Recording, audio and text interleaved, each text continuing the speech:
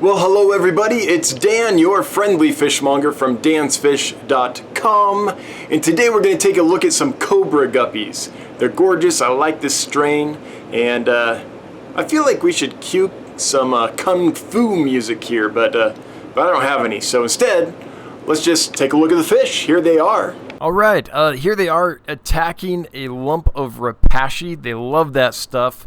One thing I love about guppies and endlers is they're super easy to keep and to raise and to breed and all that. So they come in so many colors and they're so fun, and they are generally pretty forgiving once they've settled in. Fresh imports can be a little bit touchy, but once they've kind of settled down, then they're usually pretty much rock solid long term.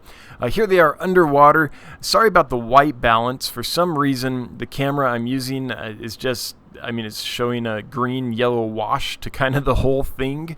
But what I like about this view is it shows us kind of how consistent the strain is. The colors and the patterns are fairly consistent. There's some variation in the finnage, and that's to be expected a little bit with the K-class endler, which is what these are. So a lot of endlers strains are the results of hybrid, and those are the K-class endlers. And then there's the true pure strains that haven't been hybridized at all, but a lot of the designer strains like these are definitely a K-class. So are the Santa Marias and several others. But anyway, if you look, they're fairly consistent in their color, in the placement of the dark blotch on the body, in the pattern.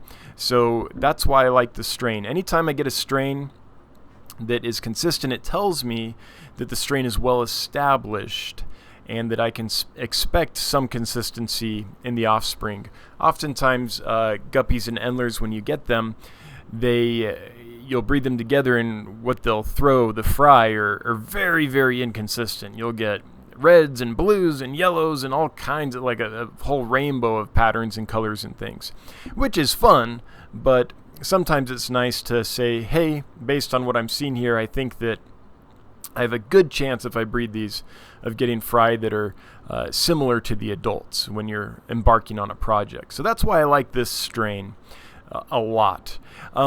I keep mine in bare bottom tanks, some water sprite up top for the babies to hide in and for the adults to hang out in, and I'll show you a bunch of babies in a second here. There's a ton in this tank. There's hundreds of them. A sponge filter, and that's really about it. I do change water fairly regularly. It's important to keep the water chemically clean, no ammonia or nitrites in there, especially when you have a lot of endlers in a single aquarium.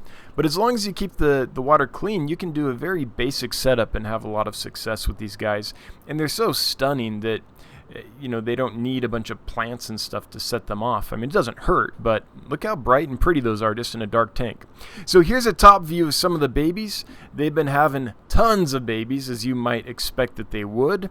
And it's fun to see these guys, little chubby silhouettes from the top down. They're eating well. They've got their baby pudge, which is what you want. And let's look at them from the side here. So there they are. A little more difficult to focus on them, but that gives you an idea. Anyway, love these endlers. So what's not to like about those? They're gorgeous. I just think they're so fun. Anyway, hope you like that. If you have a question or comment, leave it down below. We'll get a geek out session going. If you like this stuff, we always appreciate subscriptions, likes, shares, and notification bells being clicked. Until next time, have a good one. Bye-bye.